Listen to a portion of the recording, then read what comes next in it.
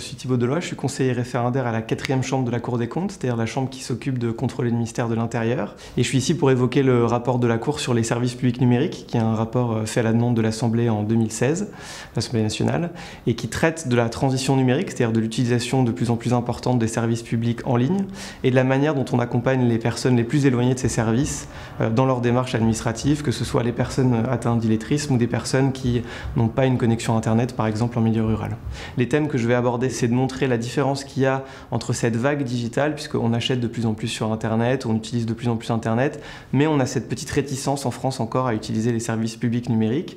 On va essayer de comprendre ensemble pourquoi, et on va surtout essayer de comprendre comment est-ce qu'on peut améliorer ces choses-là, particulièrement sur les publics les plus éloignés des démarches administratives, notamment les personnes qui souffrent d'illettrisme, mais aussi d'électronisme.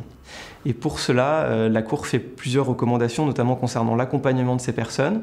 On recommande d'abord de s'appuyer sur les réseaux qui existent, c'est-à-dire de donner la capacité aux gens d'accéder à Internet dans les bibliothèques, dans les bureaux de poste, dans les mairies. Deuxièmement, d'avoir un accompagnement physique, par exemple par des volontaires du service civique, comme ça peut se faire dans certaines mairies déjà ou à Paris. Et ensuite, de s'inspirer des exemples étrangers, par exemple le Danemark ou les Pays-Bas qui sont relativement en pointe dans ce domaine, par exemple en permettant la désignation d'un tiers de confiance, donc une personne qui peut accomplir les démarches au nom des personnes qui sont loin des services publics numériques. On a fait le constat d'un mouvement qui est déjà en marche. Il y a le projet de loi, enfin la loi d'ailleurs, puisqu'elle a été adoptée pour une république numérique. On fait aussi le constat d'une évolution. Il y a en ce moment un mouvement de regroupement des services publics numériques via un portail qui s'appelle servicepublic.fr.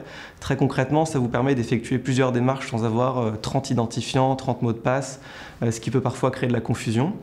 Et puis, on observe aussi une vraie volonté des acteurs, notamment territoriaux et associatifs, d'avoir un accompagnement de leurs administrés via notamment la mise en place soit de services au téléphone, soit de services par Internet, soit de personnes qui les accompagnent dans leur démarche via ces volontaires du service civique notamment. Et la Cour a fait le constat vraiment d'un processus qui était en cours.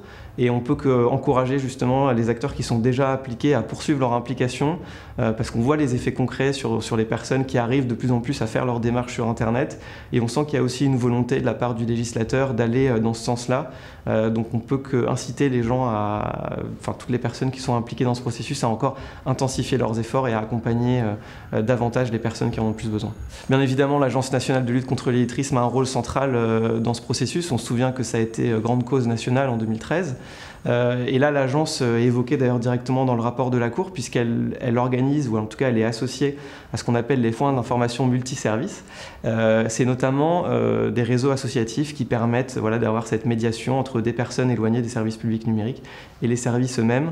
On compte aussi sur l'agence pour avoir ce rôle d'animateur de réseau. On pense à la charte qui va être signée tout à l'heure par les différents acteurs.